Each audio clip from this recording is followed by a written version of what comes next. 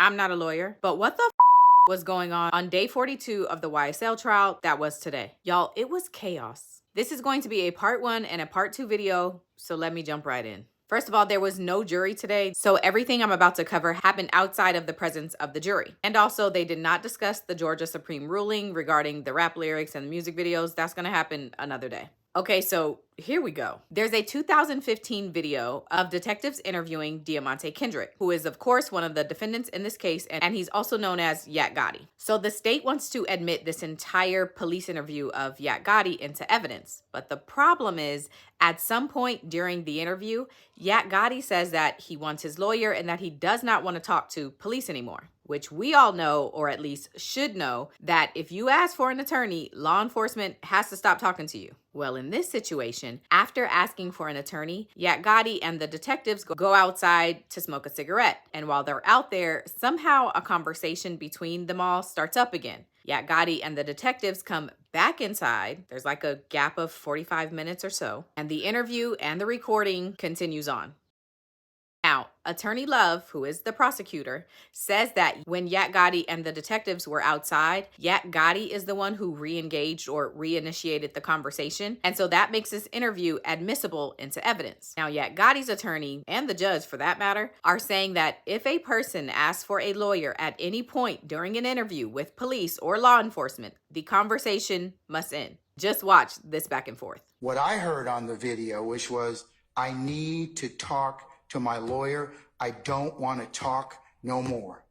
That is equivocal to this court, me, that he invoked his or withdrew his consent at that point in time and did not wish to speak to law enforcement officers anymore. Now, I'm of the opinion, this court's of the opinion that questioning needs to stop. He's unequivocally revoked. So that's why I'm going to suppress it. Your Honor, with respect to the statements that were made after that time, we do have, as I stated, Investigator Thorpe to tell the court on the record, present under oath, that it was not Detective Thorpe, it was the defendant that reinitiated the conversation. Quickly jumping in because Attorney Love is saying right here that she has the detective right outside and he's ready to testify that Yak Gotti is the one who started up the conversation again when they were out on that smoke break, which again, according to her, makes this interview admissible.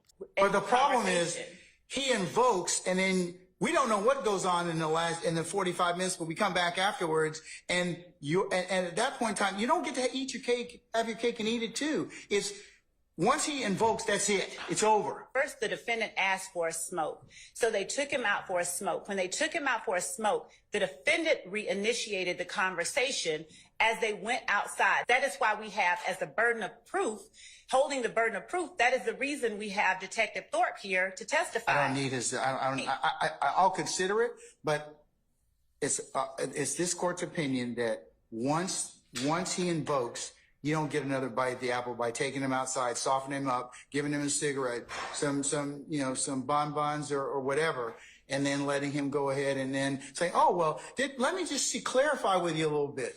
Because it's not, as the court at this time has indicated that it sees, which is that we softened him up with things. That's my ruling. And prepare an order suitable in my directives. Would the court permit the state to present evidence of what happened when they went upon the defendant's request to get a cigarette?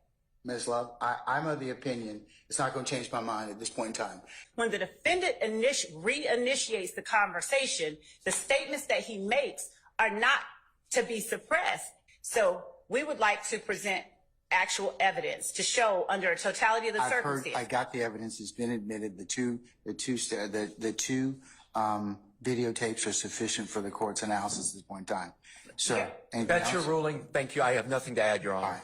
And Your Honor, what happened with the Sally Port, the conversation being reinitiated by the defendant, that actually happened, and we have the proof here to show it to the court. I mean, that's this court's opinion, and that's my ruling. And Your Honor, the thing is that, Your Honor, we did not. You're arguing with me now, Ms. Love. So can we stop at this point in time? By law enforcement, until an attorney has been made available, or until the suspect reinitiates the conversation. Your Honor, at some point, Your Honor, I'm sorry, I'm talking, Your Honor, and I don't know why I am being interrupted. I will not stop. Hey, I was speaking. Ms. Love.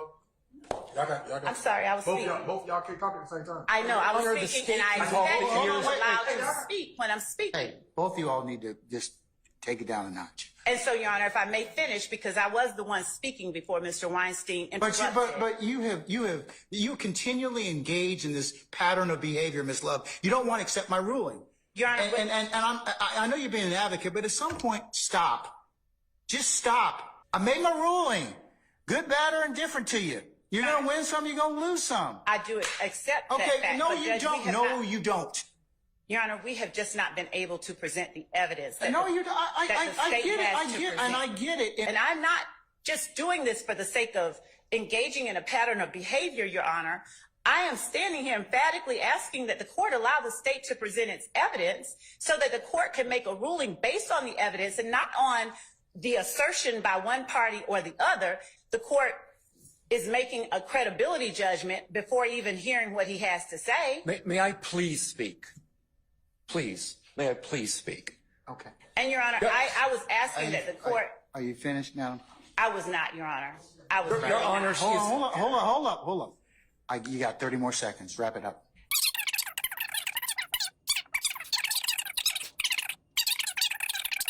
So I would ask the court in earnest to allow us to at least present the testimony of Detective Thorpe. Your Honor, I apologize for interrupting the state earlier, but the state can talk the ears off a donkey.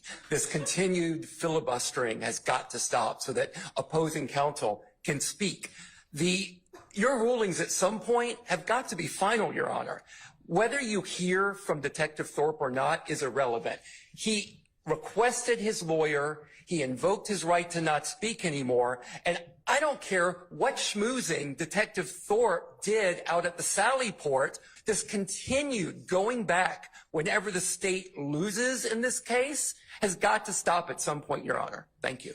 So finally, the judge rules and Attorney Love accepts that the video interview will not be admitted into evidence. So that's my part one. I'm gonna be back. I gotta go finish recording part two so I can give y'all that video, cause it's crazy. Also, before I go, don't ever talk to police without an attorney, ever, okay?